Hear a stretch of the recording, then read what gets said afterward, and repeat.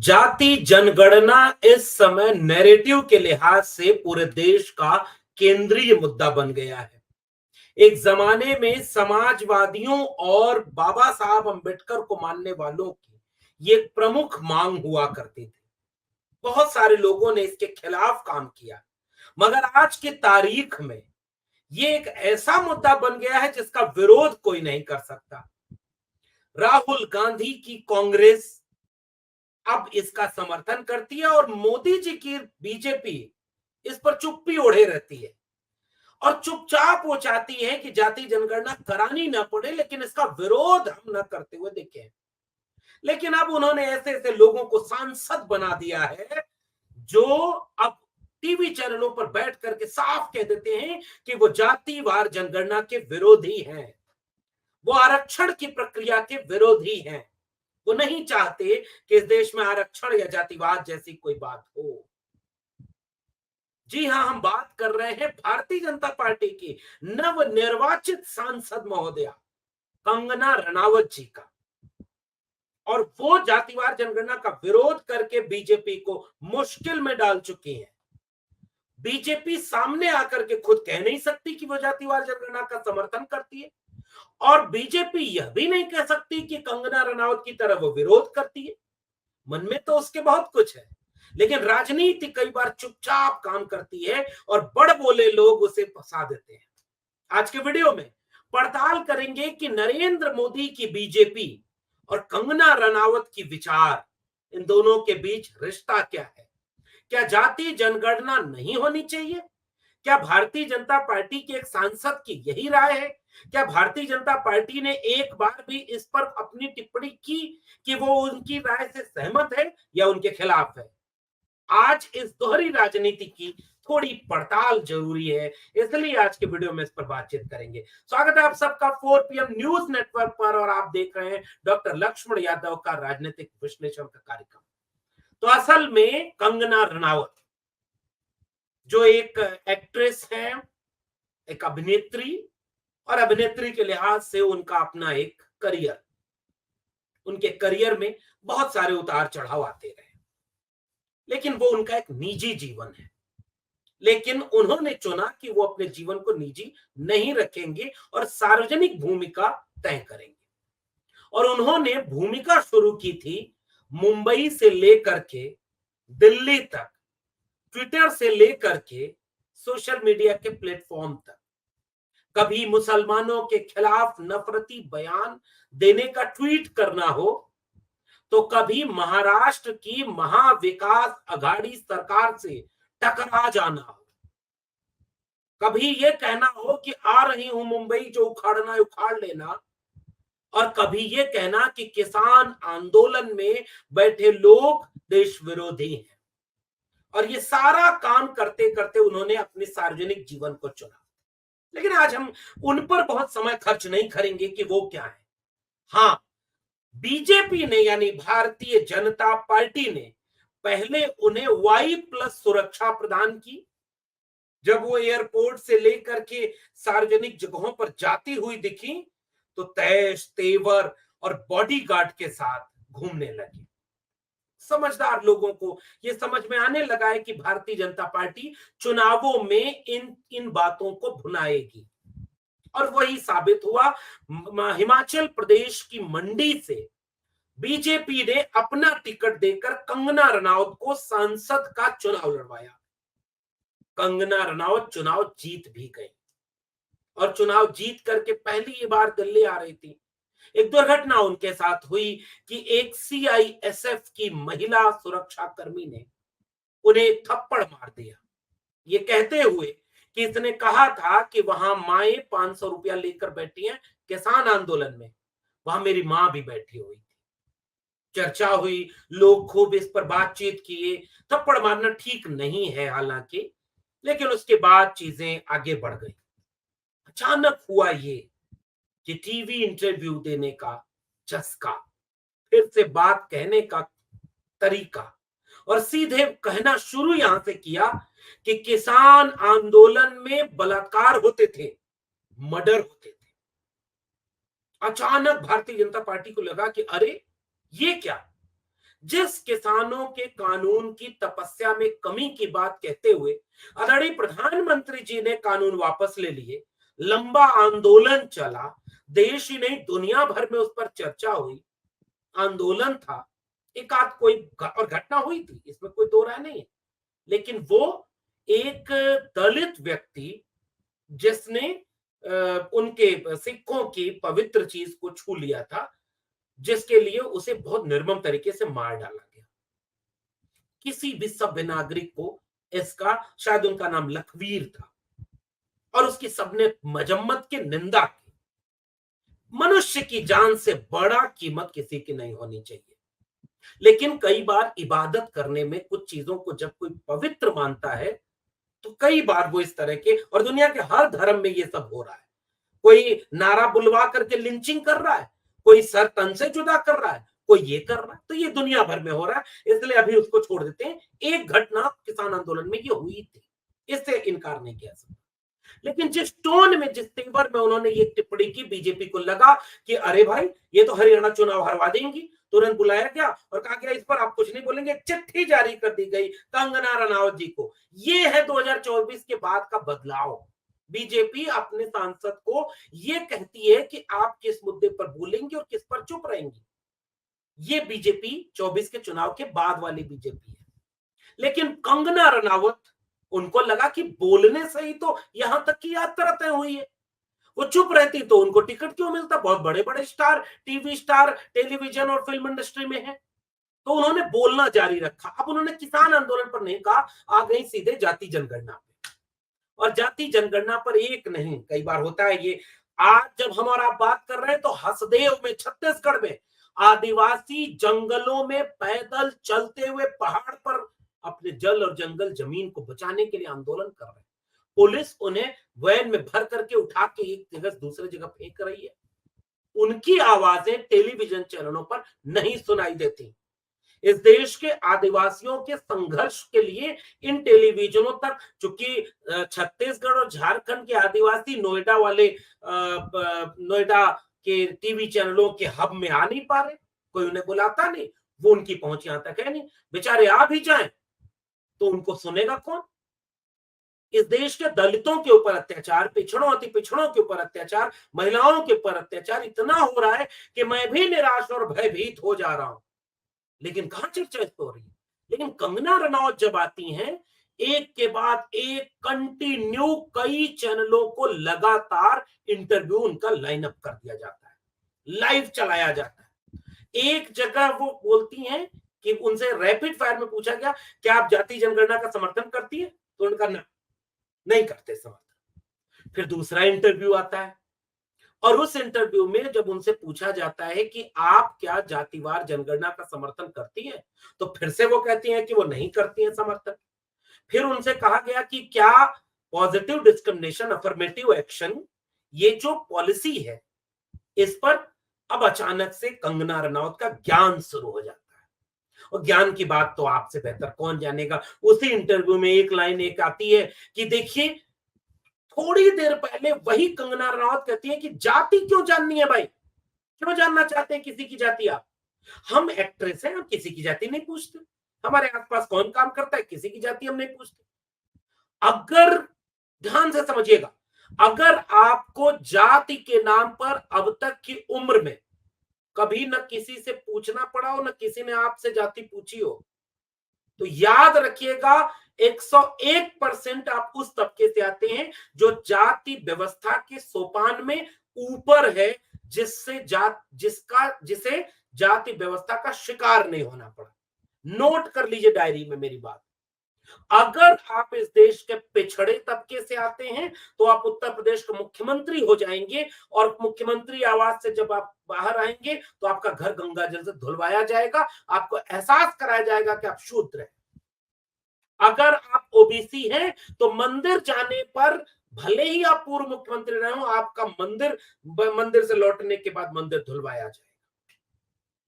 अगर आप मुख्यमंत्री रहे हो बिहार के, तो कर्पूरी ठाकुर भी रहे हो, जिसे भारत रत्न सरकार दे रही है। गालियां दी गई हैं इस देश में, बिना जाति के गाली नहीं। दिल्ली से चमड़ा भेजा संदेश, बार बनावे कर्पूरी और भैंस चरावे राम नरेश।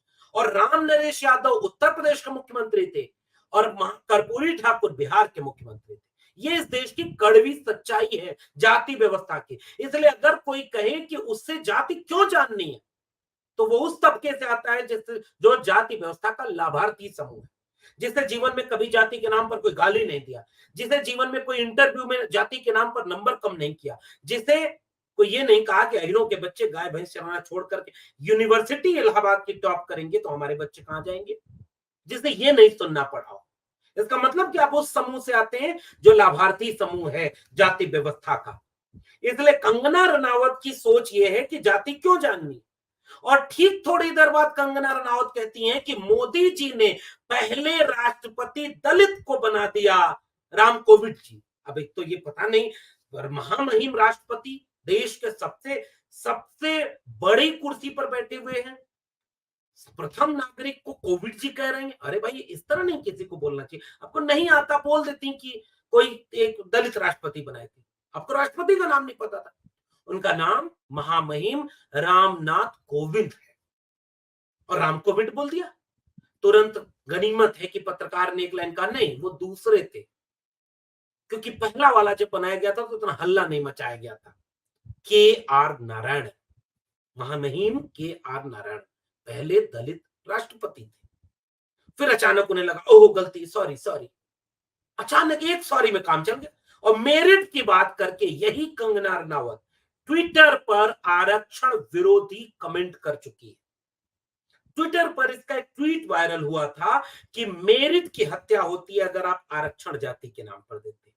और कंगना रनावत की मेरिट ये है कि राष्ट्रपति का नाम तक गलत बोला और दूसरे उसे ये नहीं पता है कि पहले दलित राष्ट्रपति कौन थे। और आज की तारीख में वो देश की चुनी हुई सांसद प्रतिनिधि है। और उस कंगना रनावत ने जाति क्यों पूछनी है, जाति क्यों जाननी है, जाति हम नहीं पूछते, तुरंत थोड़ी देर बाद बता रही है कि पहले दलित राष्ट्रपति मोदी जी ने बना दिया। एक तरफ आप यही सवाल जब इस देश के सोशल जस्टिस के लोग कहते हैं कि caste census annihilation of caste का फर्स्ट स्टेज है, तो वो नादान कहते हैं कि एक तरफ ये जाति खात्मे की बात करते हैं, फिर जाति गिनने की बात करते हैं। अरे भाई जाति गिनोगे तब जाति के नाम पर गैर बराबरी खत्म करने की पॉलिसी बनाओगे। तो जब तक गिनोगे नहीं तब तक पॉलिसी कैसे बनाओगे, और अगर पॉलिसी नहीं बनाओगे तो डिस्क्रिमिनेशन खत्म कैसे होगा, कम कैसे होगा, और जब तक डिस्क्रिमिनेशन खत्म नहीं होगा तब तक जाति खत्म कैसे होगी। कॉमन सेंस, क्रोनोलॉजी समझिए, क्रोनोलॉजी याद आया। तो क्रोनोलॉजी ये है कि एनिलेशन ऑफ कास्ट का फर्स्ट स्टेज है caste census. Dear Kangana Ranaut, अगर आपको ये बात नहीं पता तो हम आपको ट्यूशन देने के लिए तैयार हैं, बशर्ते कि आपको थोड़ा होमवर्क करके आना होगा। होमवर्क नंबर 1 भारत का संविधान पढ़ना होगा। होमवर्क नंबर 2 कि आर्टिकल 15(4) आर्टिकल 16(4) क्या कहता है, रिजर्वेशन क्यों लाया गया। मोदी जी को अगर आप अपना गुरु मानेंगी तो हम आपको नहीं पढ़ाएंगे, क्योंकि मोदी जी चुनावी नेता हैं। वही मोदी जी जिनको आप कोट कर रही हैं कि मोदी जी ने जैसे कहा कि जाति तो नहीं होनी चाहिए, जाति केवल क्या है, गरीब अमीर, महिला पुरुष, किसान मजदूर युवा। अरे ये मोदी जी हैं। जितना कपड़ा दुनिया में मोदी जी ने नहीं बदला होगा उतना बात बदली है उन्होंने। 2013 तक जब वो गुजरात के मुख्यमंत्री थे वो अपनी जाति नहीं बताए थे, हालांकि 2001-2 में खुद मुख्यमंत्री रहते, पहला काम किया अपनी जाति को ओबीसी में शामिल करा लिया। और जब प्रधानमंत्री बनने आए तो देश को चीख चीख के बताने लगे मैं ओबीसी मां का बेटा हूं। वोट चाहिए था ना ओबीसी का। फिर उसके बाद 19 में बोला मैं अति पिछड़ी मां का बेटा हूं। और उसके बाद जब 2020, 21, 22, 23 तक आते आते ये हुआ कि जाति जनगणना होनी चाहिए, किसकी कितनी संख्या है, किसको कितना शिक्षा मिली, किसको कितना रोजगार मिला, किसके पास घर है, गाड़ी है, बंगला है, फ्रिज है, बेरोजगारी है, भूखमरी है, बीमारी है, बेकारी है, पता तो चले। 80 करोड़ लोग 5 किलो अनाज पर जीने को मजबूर हैं, तो वो कौन है। और 1% लोगों के पास 40.5% संपत्ति का कब्जा है, तो वो 1% कौन है? देश में पता तो चले। सड़क बनानी होती है तो पहले पता करते हैं कि सड़क कहाँ नहीं है और कहाँ है। जहां सड़क है उसी के ऊपर सड़क नहीं बनाते। जहां सड़क नहीं है पहले उसकी खोज करते हैं, आंकड़े जुटाते हैं। डियर कंगना, ये बेसिक होमवर्क कर लेना चाहिए। और आप मोदी जी को अपना गुरु मान रहे हो। तो वो मोदी जी जब जाति जनगणना की बात हुई तो गिनाने लगे कि गरीब अमीर ही जाति होती है। आपको ये तो याद रहा। कुछ दिन बाद जब वही मोदी जी संसद में खड़ा होकर कह रहे हैं ये आजकल ओबीसी पूछ रहे हैं, इनको इतना बड़ा ओबीसी नहीं दिख रहा। ये बताइए कौन सी चीज है डियर कंगना? अच्छा डियर कंगना, मुझे अचानक याद आया कि आप शायद राजपूत हैं, क्षत्रिय हैं। ट्विटर पर जब झगड़ा हो रहा था कुछ दिन पहले, जब आप टिकट लाने के लिए खूब अनाप शनाप ट्विटर पर लिखती थी, शायद आपने राजपूत जाति पर कोई ट्वीट किया था। आप जाति तो मानती नहीं, तो आपको ये पता कैसे कि आप राजपूत हैं, बिष्ट हैं कि क्या हैं? और आपको अपनी जाति पर अहंकार है और उसके बाद कहते हो जाति नहीं गिननी चाहिए। ये ठीक नहीं है, ये गलत बात है। तो मोदी जी को आप कॉपी करते हो। मोदी जी तो जब मौका मिलता है अपनी जाति बताते हैं, उपराष्ट्रपति की जाति बताते हैं, राष्ट्रपति की जाति बताते हैं। वही बीजेपी बताती है सबसे ज्यादा ओबीसी मुख्यमंत्री हमने बनाया, सबसे ज्यादा दलित मंत्री हमने बनाया। ये बीजेपी यही वाली। अरे भाई, जब सबकी जाति बता रहे हो और तुम्हारा अनुराग ठाकुर संसद में खड़ा होकर राहुल गांधी की जाति पूछ रहा है, तो भाई पूरा देश की जाति क्यों नहीं बीजेपी पूछेगी? और कंगना रनावत, आपने मोदी जी को कोट करके असल में मोदी जी को कटघरे में खड़ा कर दिया। आप योगी को कोट की थी तब तो समझ में आ रहा था, बटेंगे तो कटेंगे, एक रहेंगे तो नेक रहेंगे। इतना जहरीला बयान। बांटा कौन डियर कंगना? कास्ट सिस्टम बनाया किसने डियर कंगना? कास्ट सिस्टम के नाम पर बांटा किसने? मंदिर में जाने से रोका किसने? सड़क पर चढ़ने से मारा किसने?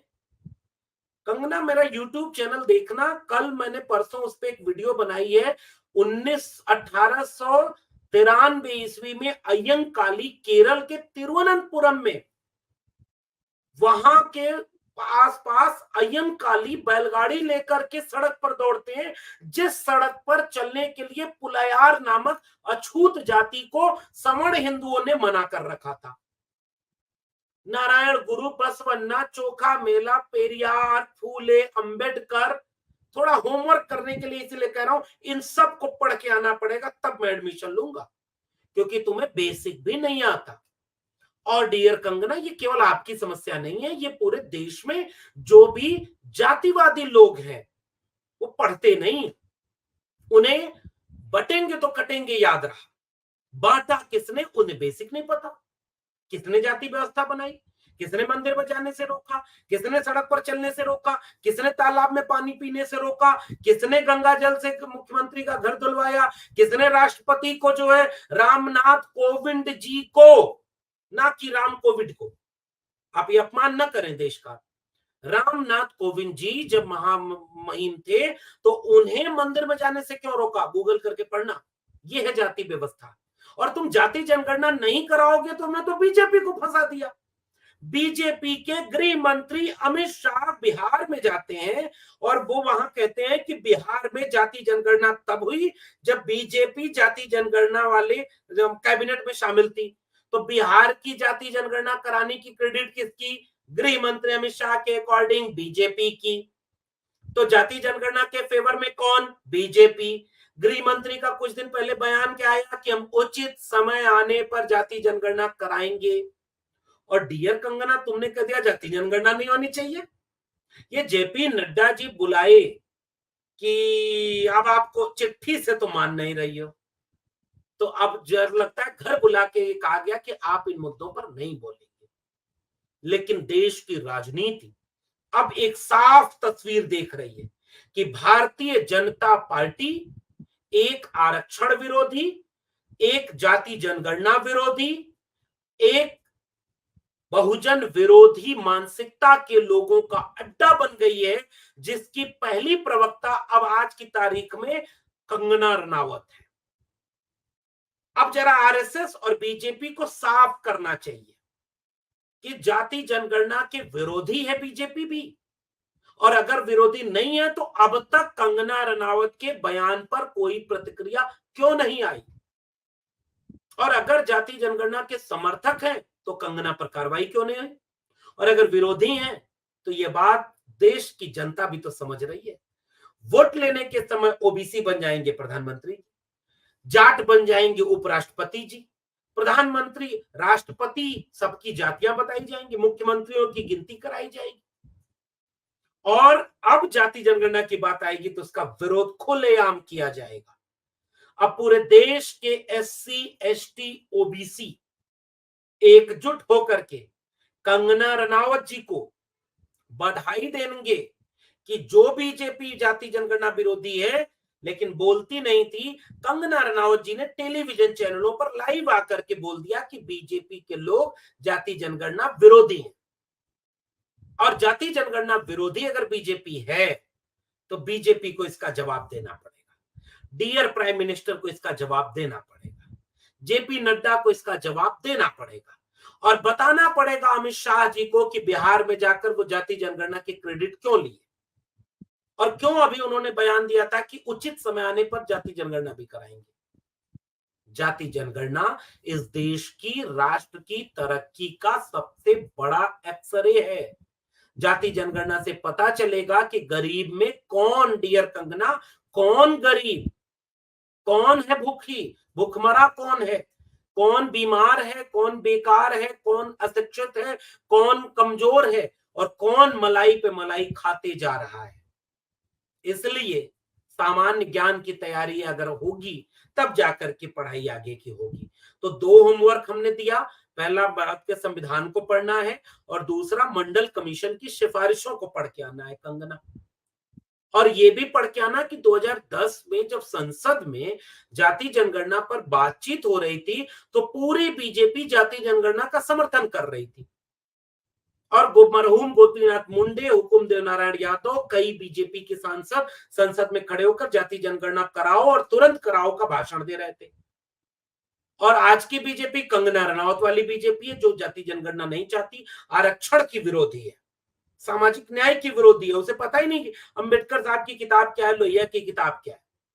वो जाति को मानते ही नहीं और यह है बीजेपी का असली चेहरा जो लोगों के बीच आ गया, क्योंकि अभी तक बीजेपी ने इन बयानों की न तो पुष्टि की है और न विरोध किया है।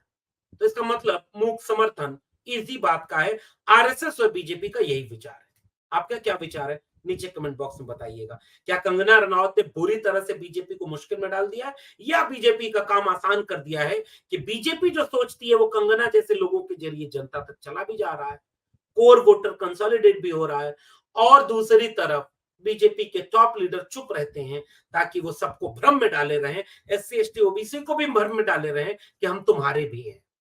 आपका क्या मानना है इस पूरे प्रकरण पर नीचे कमेंट बॉक्स में जरूर बताइएगा और कंगना का इंटरव्यू न देखे हो तो जरूर देखिए, क्योंकि नए भारत के, अमृत काल के भारत के ये हमारे चुने हुए जनप्रतिनिधि हैं जो संविधान विरोधी और सामाजिक न्याय विरोधी बातें खुलकर बोलते हैं और जिनका सामान्य ज्ञान किसी छोटे बच्चे से भी गया गुजरा है। और अच्छी बात यह है कि वो भारतीय जनता पार्टी के नेता है। आपको बातचीत कैसी लगी नीचे कमेंट बॉक्स में जरूर बताइएगा। फिर मिलेंगे किसी और टिप्पणी के साथ, तब तक के लिए बहुत बहुत धन्यवाद।